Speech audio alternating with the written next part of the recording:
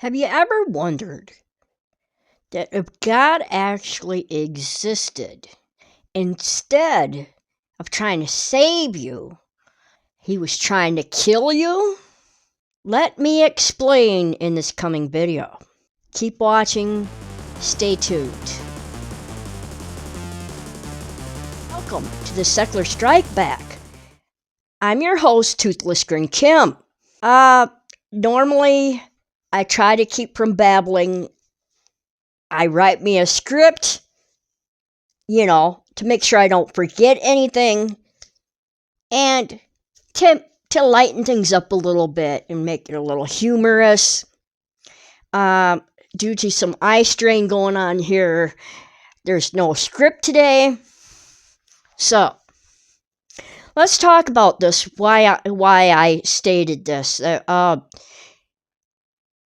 I no longer believe God exists. And even when I was a Christian and I believed in God, if God existed, he's trying to kill you. If God existed, he's been trying to kill me for the last 50 years. Why do I say that? Because when there's tough times, when you get in car accidents, when you don't have anything to eat, when you get illnesses, or some people suffer and die from certain issues like cancer and whatnot, God does not save you from these things. Humanity does. Humanity. Science. Your fellow human being. The Good Samaritan. Just humans. Other people. We have to save us from ourselves. That's the only way things get done. You can't just sit there and pray away and expect there to be a God to fix things for you. Doesn't work that way. You'll get nowhere. Now, why do I say God's been trying to kill me for the last 50 years? Let me explain. Even when I believed in a God, I never saw these certain things as miraculous or a God was trying to tell me something. No. I'm mainly talking today about, I don't know if you've seen that video a while back, and I can't remember if I ended up putting it on private or whether I still have it public. It had to do with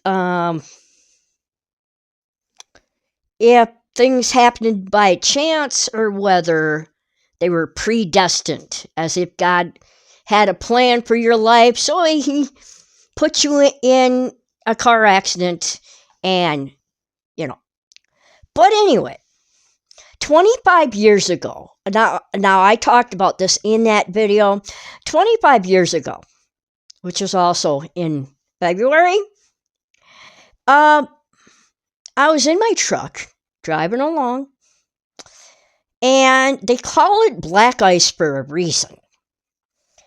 You can't see it on the pavement. You don't think anything's there.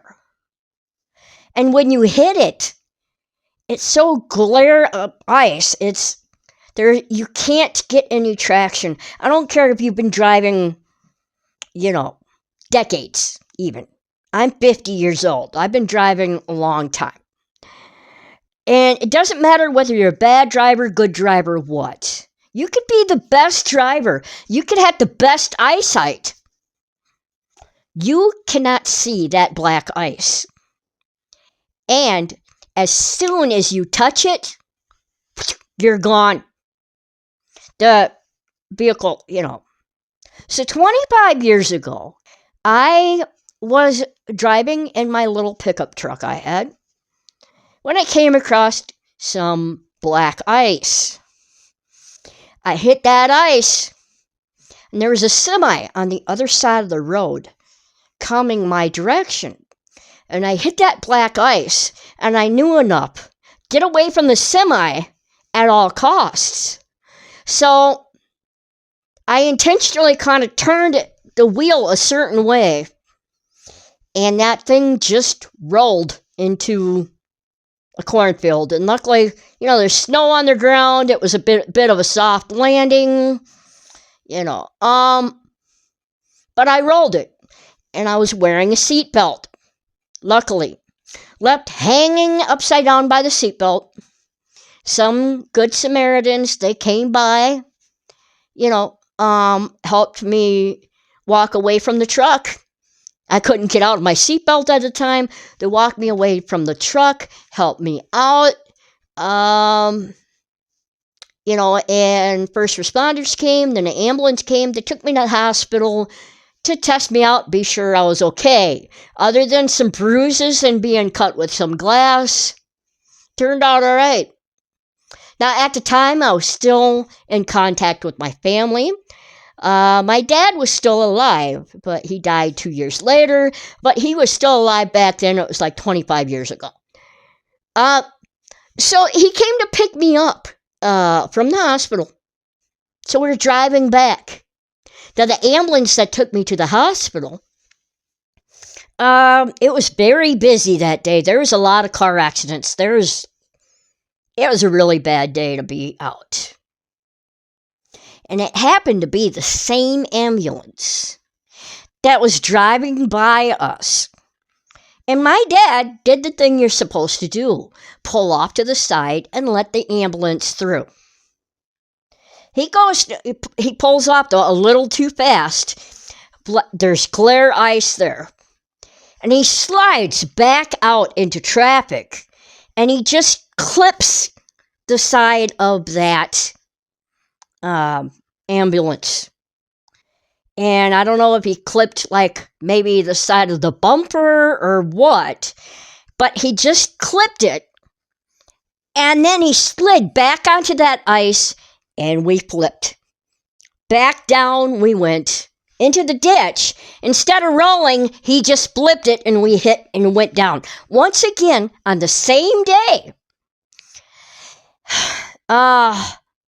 I not only totaled out my truck that morning, but my dad totaled out his truck.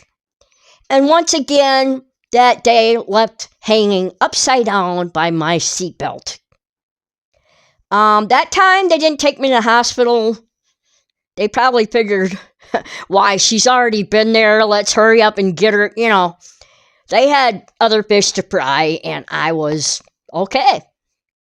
So, but the ambulance, the people in the ambulance were definitely laughing about it because they had just seen me that morning, and I come out of my dad's pickup with a hospital gown on. I was wearing pants, of course, but I come walking out of the pickup with a hospital gown on. And they seen me again, so, they had to be having a lot of fun with this. Now, so 25 years ago, and it was in February when this happened. Now, why do I say, and now, in that one video, I was talking about whether, life is by chance or we're predestined, and, did I see it as a miracle from God that I made it out alive? No, I didn't see it as a miracle from God that I made it out alive. I did not thank any God for keeping me from harm. I did thank myself for wearing a seatbelt and thank the people who helped me in that situation. It was just dumb luck and a seatbelt. Given the fact that it happened twice in a day, some people might think, hey, you had God on your side watching out for you. But no, I'm looking at it now like, if God existed, he was trying to kill me. But I beat the odds, and I walked up. Seatbelt saved me. Now, as you all know, recently, 3 weeks ago, I had cataract surgery on my right eye. And 1 week ago, last Monday, it's now a Tuesday this week, 1 week ago, I had cataract surgery on the left eye. Now, both eyes are still healing, and I'm still quite sensitive to light, but this time around, I'm not wearing my sunglasses right now. Right now, it's warm in here. The sunglasses, it's fogging up the sunglasses. Excuse me. So right now, I can't wear my glasses at all. The glasses are just too strong for me, and yet I have a problem with stigmatism. The eyes are shaped like footballs. So even though they put artificial lenses in my eye, a prescription artificial lens, and it fixed most of the nearsightedness, I still would have to get glasses for the stigmatism to help with some of the distortion. So it's still a little blurry. It's hard reading. Certain things are a little kind of blurry around the edges and whatnot. But for driving, I was given the all clear to drive. And when I'm out there driving, just around the edges of certain things where it's just this little tiny shadow or blur, it wasn't affecting my driving at all. It was just the tiniest bit distorted kind of in the distance. But I could see much better to drive without my glasses right now than I could before my surgery with glasses on. I was really worried about driving before the surgery. So I was fine to drive yesterday. You know, there wasn't anything. And of course, I'm very light sensitive right now, so even in here sometimes I'm wearing the sunglasses. Sometimes you've seen me with sunglasses when I'm recording. Tonight I'm not wearing them, although I've got a bunch of lights on to get a lot of light, and that's kind of bothering me right now, but but anyway, these eyes are still healing yet. Again, right eye was done 3 weeks ago, left eye was done 1 week ago.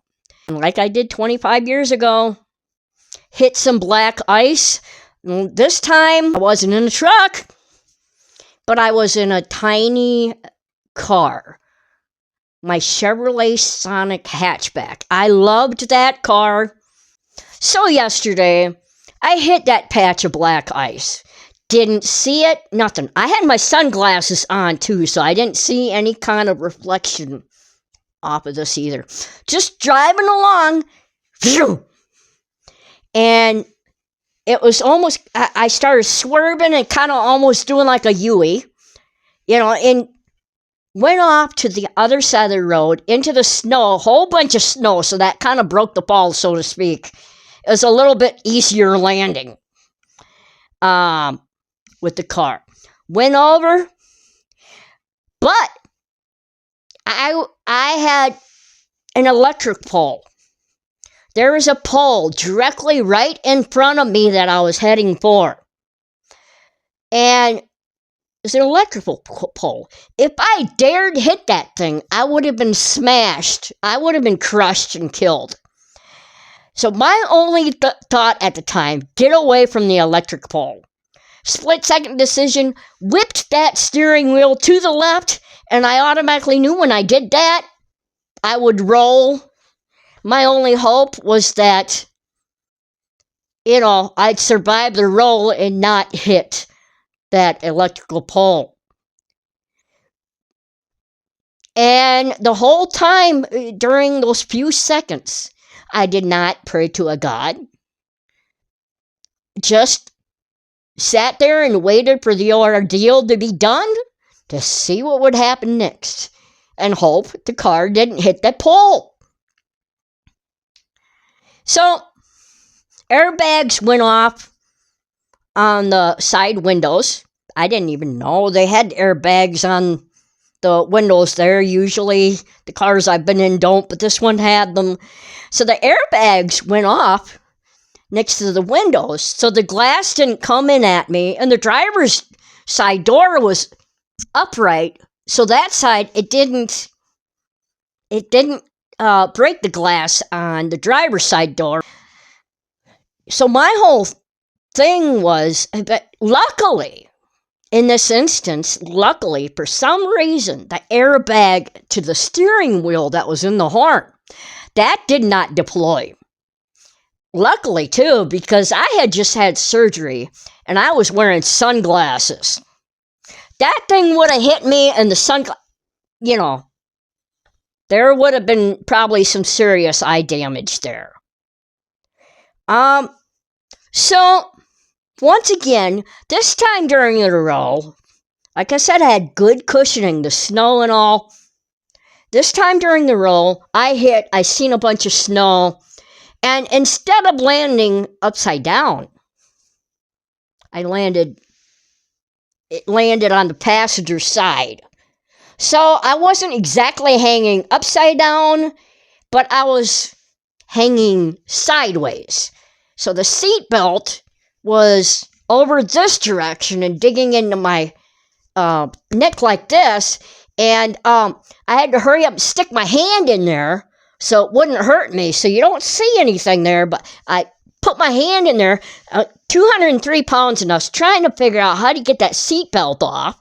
So I had to move my legs around, put them on the dash, and push upward so I could get that seatbelt off. So landed, and then my first thing was reach up, try to open the driver's side door that was now up in the air. I got it open just the slightest, but I couldn't hold it or open it up enough to climb out myself. So what did I do next?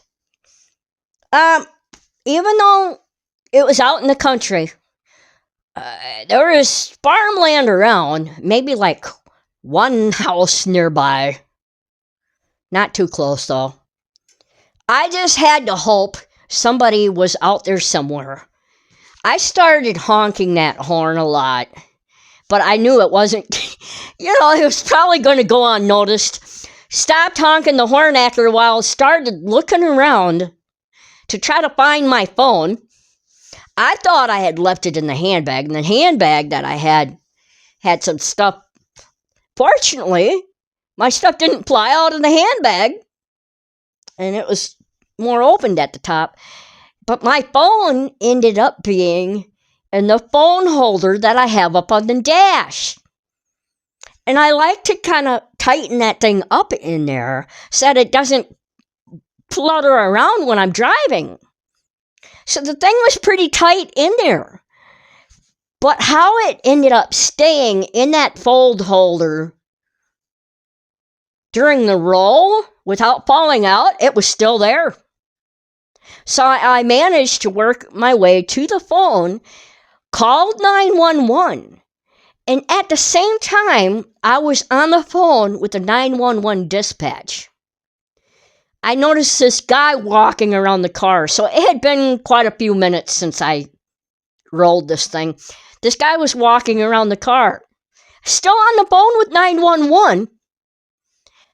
I point up at the driver's side door. He opens it up, and I said something like, I slid on some black ice and rolled the car, And he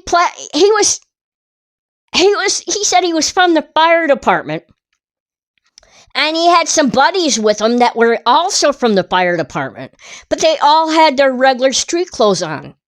And one of them had that, those cool-looking little four-wheeler type of vehicles that just have a little kind of like trunk in the back. They're really cool. They're like, I don't know what you call them, but they're the nowadays type of thing. And they kind of do their hot rodding through the town and that. There's more and more of them vehicles. And so one of them took that and drove down to the car and where I was at, backed up to the car because it had just a little compartment in the back where people could stand up on there. And so that one guy I first seen, he starts calling his buddies because some of them are in different vehicles.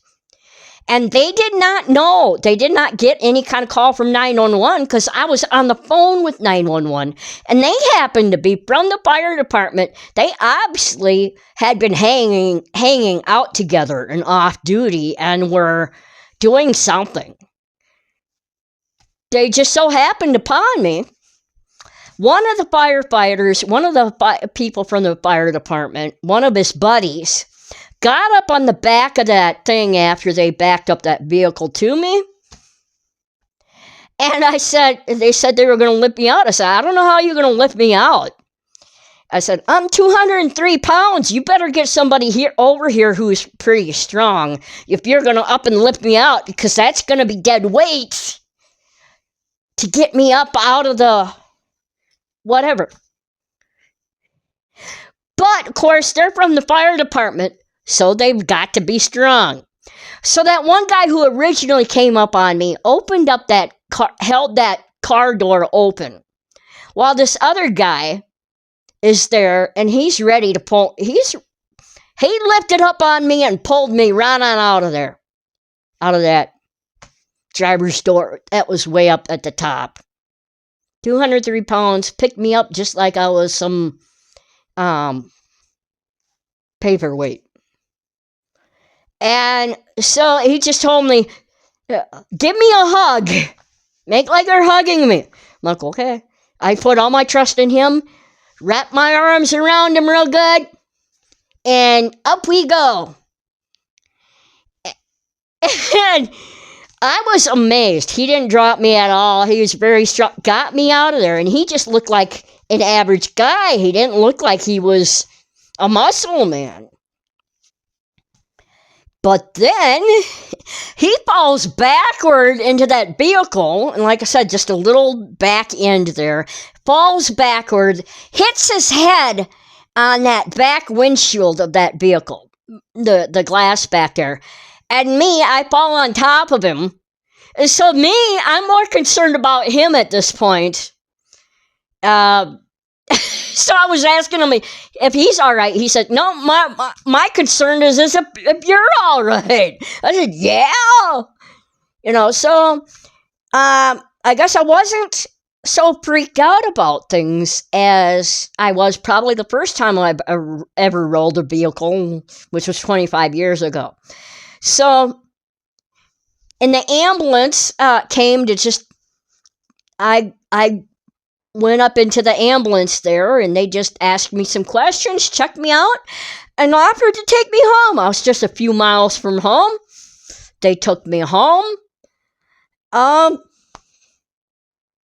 once did I stop to think that there was a God out there that was going to help me. Not once did I pray during that. But I really didn't freak out much either. I was trying to figure out how to get out of there, and how long do I have to stay in here before somebody comes and finds me and gets me out. And so I was wearing the seatbelt. The airbags on the side doors there went off, so no glass came at me. I missed that pole. Actually, the back end of the car ended up missing that pole by a few short feet. You could fit like two guys were lined up between the pole and the back end of the car at a reasonable distance between each other, and that was it. So the back end ended up missing the pole. I managed to swerve and miss it. So I kept myself from being crushed by the pole, because I was heading for it. I could have been crushed.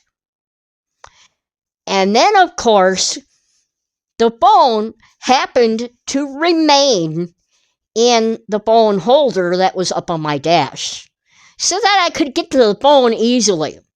Although I didn't know where it was right at the time. I forgot that I had put it in the phone holder. I happened to look around.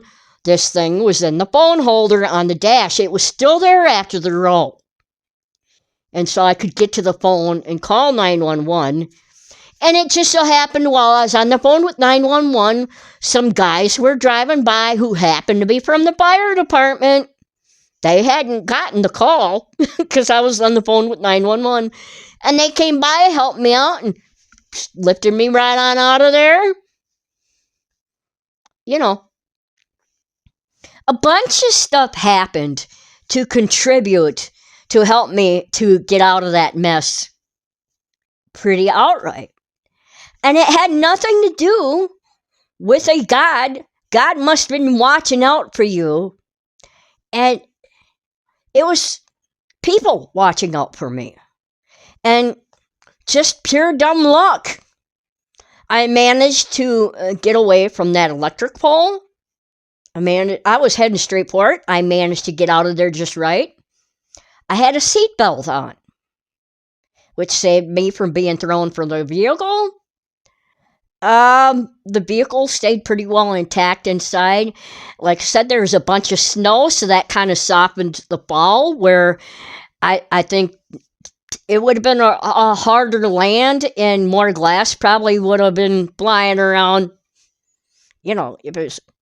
So luckily there's a bunch of snow out there. A bunch of factors contributed to this that made me get out of there just fine. Now, you may see this, but the dog bit me a little bit she doesn't like her nails clipped. So that's what that is from. And then I got a bruise on my hand from when I had the surgery. They put the IV in. So I just have one little mark that acted like a cut or something from the accident, and that was it. There was only one thing. A few minutes after I got home, though, as I told you about the cataract surgery, a few minutes after I got home, I was due to be at a follow-up appointment for the left eye, which just had the surgery last week. And I had left early that day to do some shopping before the appointment. As I wanted to get back I wanted to just go home after the appointment. So I left early. And I was just a few miles out of town when that incident happened. So when the ambulance ended up taking me home, when I got home, it was 10 minutes before I was supposed to have arrived at the clinic for my appointment.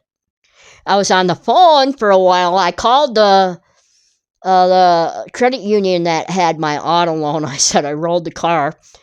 I quickly called them, and I was waiting for the cop to come over with the police report so I could file the claim with my insurance company.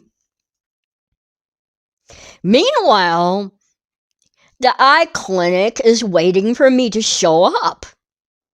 By the time I called them back, it was like 11:30. I'm like, yeah, they're going to notice me gone now. The arrival time was 11:10, and I didn't call them until like 11:30. So, I told them what happened. I rolled the car. I said, something is happening with my right eye. That's the one where I got surgery on 3 weeks ago. Said something's happening to that right eye. I was, since the accident, I started noticing it when I got home. There's been flashing lights, I can tell exactly where the edge of the lens is and the rounding of the lens. And there's been, since that time, I've been seeing some flashing lights, like it's, like the lights are reflecting off the edge of the lens. And then it kind of worked its way around a little bit.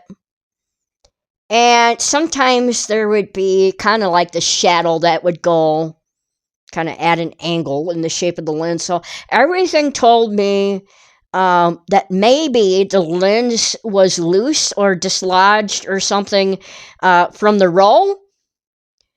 So I was really worried about that. It wasn't painful, but I was seeing some of this stuff. I said, I don't think it's the retina. I think it's mainly the lens. Is there something wrong? Is it coming apart somehow? And since I was due for the follow-up anyway on the left eye that I had surgery on last week, I had to reschedule for this morning, and I called the transit company that took me for the surgeries and the post-ops, and managed to get funding for that. Kind of helped me out this morning so I could go to that appointment and do some grocery shopping and go to the pharmacy. So they helped me out with that today. But when I went to the eye clinic, I found out this eye is coming along all right. I mean, it's got some side effects that usually happen while it's healing, but it's going the way that they want it to. That right eye, I was so concerned about that right eye. He checked it all out, checked the retina, checked the lens, everything. He said, doesn't look like there's been any damage. So he says, whatever it is that I'm seeing, it should work itself out by itself. It should work itself out eventually, and I should be fine. So I got lucky there as well. It wouldn't have come out so lucky for me, though, if that airbag in the steering wheel, in the horn of the steering wheel, if that airbag had deployed, and I was wearing my sunglasses, and I just had surgery, it would have turned out a lot worse. So there are several factors in there that turned out good for me to make it out of this. But I at no time attributed it to any God. And so all these things that's happened in my life, no God saved me from anything. It was just sheer dumb luck. And sheer dumb luck, good Samaritans,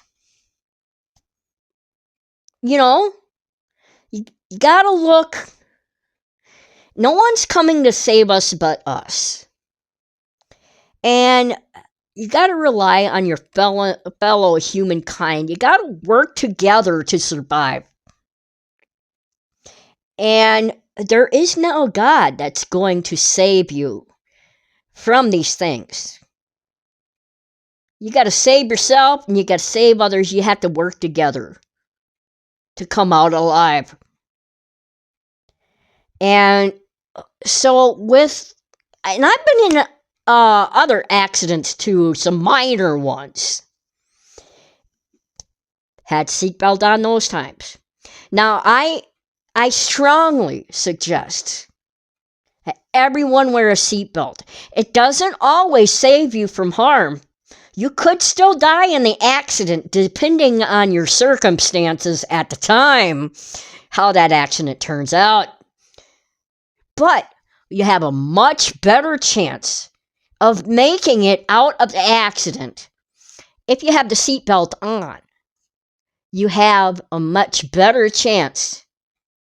Though, like I said, in certain cases, you're still going to die anyway. But I strongly suggest you keep that seatbelt on. You do not take it off. I know sometimes some people, it gets uncomfortable for them to wear. But, I walked out of it yesterday and I'm not as sore as I was at that one time when I rolled in 2 different vehicles in the same day. That time I came out severely bruised. I had some cuts from landing on broken glass. And I was very, very sore all around, and it was hard to move. Yesterday, I came out. I only had one new tiny little sore on me. Like I said, this one was from the dog biting me. That, and the muscles were just a little more than stiff, but not what I would consider to be extremely painful or anything. Just a little soreness in there from being roughed up, but it didn't get so bad where I couldn't tolerate it or I couldn't breathe. So now it's trying to figure out the finances and how I'm going to do this.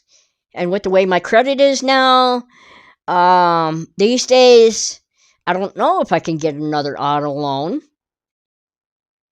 So, we got to see how that is. The inspector needs to come out and check the car. But I'm thinking it's totaled. I didn't get a good look at the car when they pulled me out of there. I just seen how close the back end was to that pole. And where they pulled me out, of course, I only had a view of the top of the car. I was on that side when they pulled me out. So I didn't see what all damage it was. But the inside of the car where I was at looked good on the inside. It stayed intact. I don't know about the back. It looked pretty dark back there, so I'm sure it was fine. But it had a soft landing. It had all that snow. So. But did I once think to myself, oh, there has to be a God? Or did I once think about, oh, if I get killed, maybe I should just pray in case I die? And, not once. I just went into the role and hope I didn't hit the electrical pole. That was my thing. And when it happened, did I freak out? No, this is familiar to me. My thought was, how do I get out of here? And how long do I have to stay in here before somebody come by and get me? Because I was out in the country. I mean, there's farmland everywhere out here. I'm in a small town. There's farmland everywhere out here. I just had to think, how long before somebody comes by and notices me out here? Then when I found the phone, realized where it was at, I got to call 911 by then. Who just happens to be from the fire department, but they were obviously off duty. Things just kind of fell into place, and So the one bad thing, the car's probably totaled. And as a matter of fact, I'm pretty sure it is. So the bad thing is, slid on the black ice. The car, probably dead. But I made it out. A lot of factors in there that contributed to me making it out safe and sound. And it was just, I consider sheer dumb luck. And the fact that I was wearing a seatbelt. And I had people there to help me get out of there and make sure I was okay. No God necessary in that. In fact, like I said, if there is a God out there, he's been trying to kill me for the last 50 years. And especially the last 25.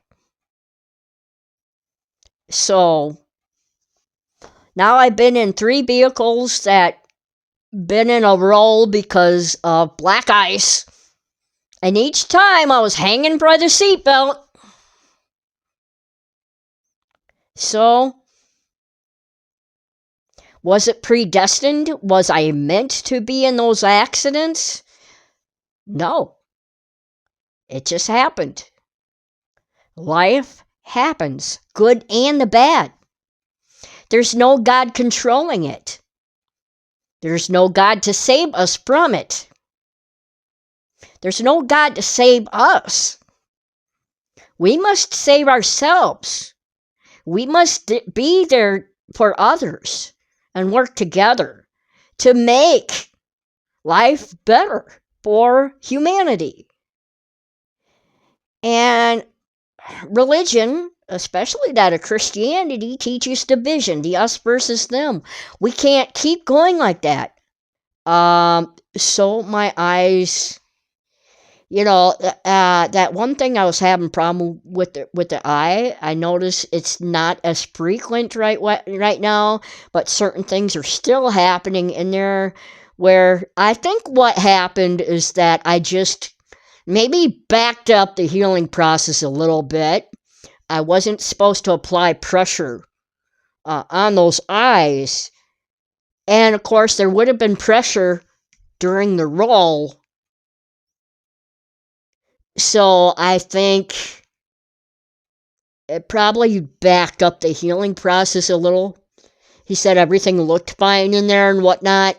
But with the way I'm seeing and doing, I'm thinking we backed it up a little bit. I'm thinking the roll kind of, maybe it'll take, a little longer to heal than it should have, is what I'm thinking. But anyway, yeah. If there is a God out there somewhere, he's trying to kill me. He's not trying to save me. And I've been lucky enough to get away from him at every turn. So that's that. But no God is out there. No God is in here. I've been having some eye strain until they get me those glasses for that stigmatism. It's very hard right now to read things. Even with trying to use reading glasses, that's mainly for magnification. That's not for stigmatism. So there's still a distortion. You can magnify it, but you can't clear up all the distortion, because the shape of the eye and the light hitting it still messes things up. So, but I was seeing good enough to drive, much better than I had been in a while. But that didn't stop me from getting in an accident. It was that black ice. So I was pretty confident yesterday about my driving till I hit the black ice. So it doesn't matter whether you're a good driver or bad, or how many decades you've been driving. Once you hit that black ice, anything can happen. There's a reason they call it black ice. You can't see it on the road. You don't know it's coming. Okay, this has been a very long episode for the podcast.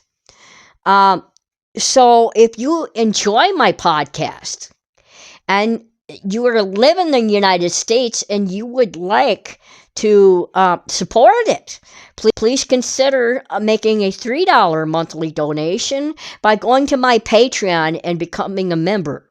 The link is in the description below. And remember, wear your seatbelt. Every time you get in that vehicle, wear your seatbelt. It's one of the most important things you can do for yourself. And be there for others.